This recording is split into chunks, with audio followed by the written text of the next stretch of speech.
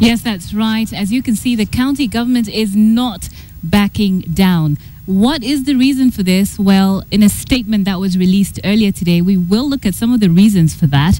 As we can see here, one of the things that was expressly stated by the county government is the fact that they're doing this because the parking fees were actually in the Finance Act of 2013, which was passed by the County Assembly.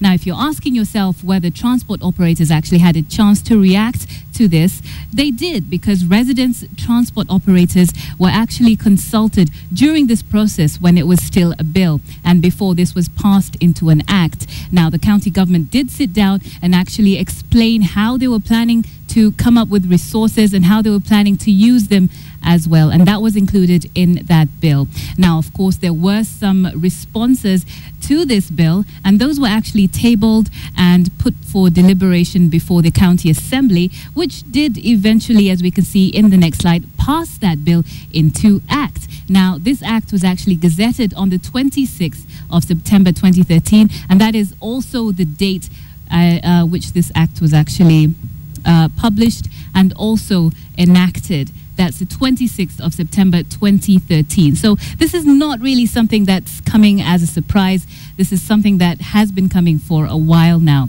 The Matatu Welfare Association did actually protest these rates, and they did this in court. They did lose that case, however, and they did decide to take it up into a court of appeal. And they did ask that while they're in the court of appeal, there is a stay on this order and they're allowed to pay the former fees. However, this was a case that they also lost, as we can see in this next slide, and they were not able to actually retract what the county assembly had decided, which means that they still had to pay this amount that the county assembly had decided.